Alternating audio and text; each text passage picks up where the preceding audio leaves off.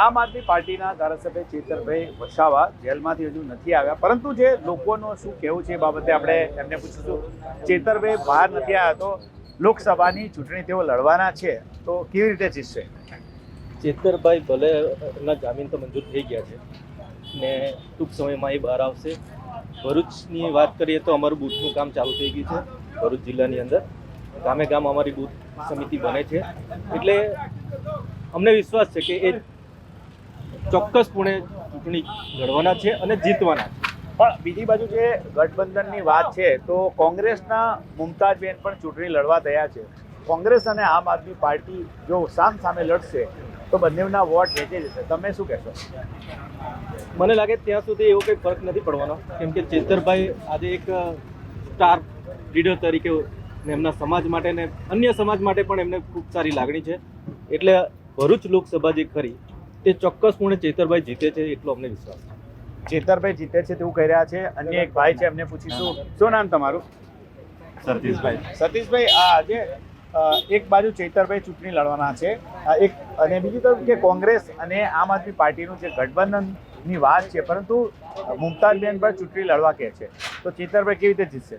Chaitarbhai full support છે આદિવાસીનો, એટલે ચેતરભાઈ પણ એકલા આદિવાસીના વોટથી ના જીતે, મુસ્લિમ સમાજ ને અન્ય સમાજના વોટ પણ જોવે। બધા સમાજ તરીકે જીતી જશે ચેતર વસાવા। અન્ય એક ભાઈ છે, એમને પૂછીશું, શું નામ તમારું? ગણપતભાઈ। ગણપતભાઈ, ખાસ કરીને જે વાત કરીએ તો ચેતરભાઈ ચૂંટણી લડવાના છે લોકસભાની, તો કેવી રીતે જીતશે? એ તો બધા સમાજને લઈને ચાલે છે ચેતરભાઈ। મનસુખભાઈ 30 વર્ષથી રાજ કરે છે અહીંયા। 30 વર્ષમાં મનસુખભાઈએ 7 વિધાનસભામાં કોઈ દિવસ કામ ભરૂચ જિલ્લામાં કર્યું નથી એમણે। પણ ભાજપ મજબૂત છે, એમનું સંગઠન મજબૂત છે। એક બાજુ ઇન્ડિયા ગઠબંધનની વાત છે, પરંતુ ઇન્ડિયાનું ગઠબંધન થાય એ પહેલા જ મુમતાઝ પટેલ પણ ચૂંટણી લડવા કહેશે, મુમતાઝબેનને શું કહેશો? ઇન્ડિયા એલાયન્સમાં કેજરીવાલે જાહેર કરી દીધું છે કે ચેતરભાઈ ચૂંટણી લડશે, પણ મુમતાઝબેન પણ પોતે કહે છે કે હું લડીશ। લડે છે વાંધો નહીં, એ તો ગઠબંધન થયું છે, એ તો ઇન્ડિયા એલાયન્સ એ ગઠબંધનમાં એ લોકો જાહેર કરશે, પણ ચેતરભાઈ જીતવાના 100%। પણ સામે લડશે તો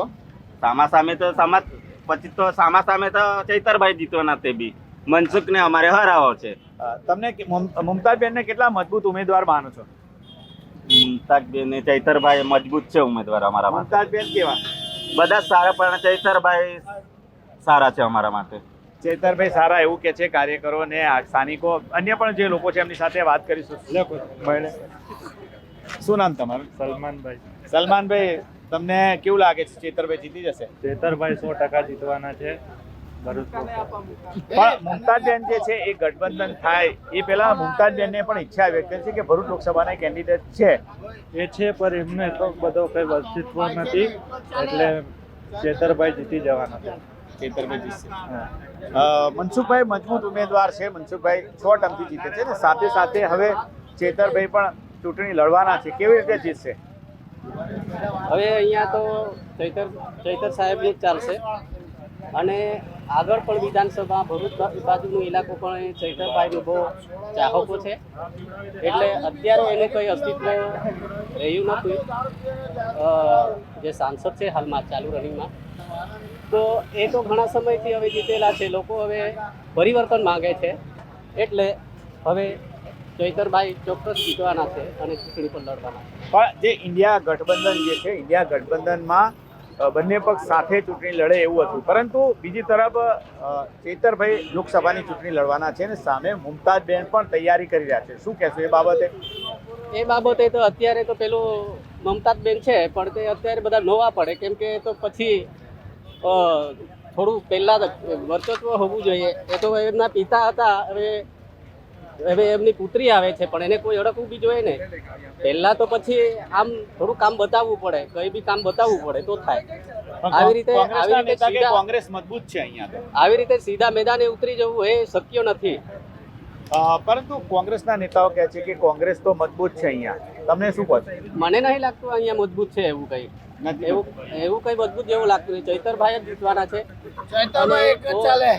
તો તમે જો કે ચેતરભાઈના સમર્થનમાં અહીંયા સ્થાનિક લોકો જે છે, અન્ય પણ જે લોકો સાથે આપણે વાત કરીશું એમનું શું કહેવું છે। ભરૂચ લોકસભાની સીટ ભારે ચર્ચાસ્પદ આ વખત રહેશે, કારણ કે છોટુભાઈ વસાવા પણ એમના ઉમેદવાર ઉભા રાખશે। અને એક વડીલ છે, એમને શું નામ તમારું?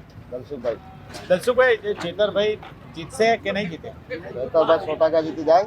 મતલબમાં એટલું છે સાહેબ, ટૂંકમાં અને સારું, સામે 100 ધારાસભ્ય બરાબર, સામે એક ને સંસદ 7 જણમાં એક જણ જો મેદાનમાં ઉતરતો હોય પછી તળી પાર પહેલી પાર જવાનું શું જરૂર છે? ખુલ્લામાં ઉતારો ને. હા, સામે 7 ને એકને જો ડરતા હોય સરકાર તો હું એનું મતલબ છે. પણ એ વાત છે, પરંતુ ખાસ કરીને જે ગઠબંધનની વાત છે, મુમતાઝબેન પણ ચૂંટણીમાં ઊભા રહેવાના છે લોકસભાની એવી વાતો છે. તો મુમતાઝબેન લડશે કોંગ્રેસમાંથી, ચેતરભાઈ આમ આદમી પાર્ટીમાંથી, તો બંને પાર્ટીનું તો ગઠબંધન આમાં દેખાતું નથી. એમાં કોઈ આસ્પા આવે નહીં. મમતાબેન છોટુભાઈને મળવા ગઈ અને પેલા આપણા એનું ભાઈ પેલા સાહેબને મળવા ગયા. એક ખાલી સાલબાજી છે. ગઠબંધન થાય ના થાય કોઈ ફરક પડે એવું નથી. ગઠબંધન ના બી થાય ને તે બી સમાજના તમામ મત છેતરભાઈને મળવાની છે. એના પર ભેદભાવ કોઈ નથી, જાત ભાત નથી. પરમાત્મા બધાના અંદર જ જોયે છે.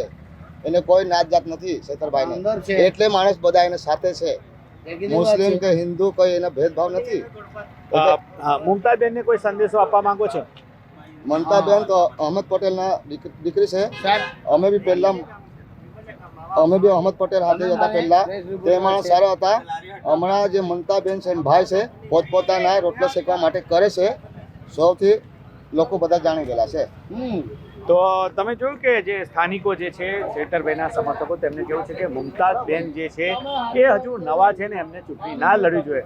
ત્યારે જોવાનું રહેશે કે ભરૂચ લોકસભાની ચૂંટણીની અંદર કઈ પ્રકારનો જંગ રહે છે. કારણ કે આ વખતે કોંગ્રેસમાંથી, આમ આદમી પાર્ટીમાંથી, બીટીપીમાંથી પણ ઉમેદવાર હશે અને ભારતીય જનતા પાર્ટીના ઉમેદવાર તો હશે. એટલે કે ત્રિકોણીય નહીં પરંતુ ચતુર્કોણીય જંગ ભરૂચ લોકસભા સીટમાં અત્યારે તો દેખાઈ રહ્યો છે. નરેન્દ્ર પેપરવાલા, ગુજરાત તક, નર્મદા.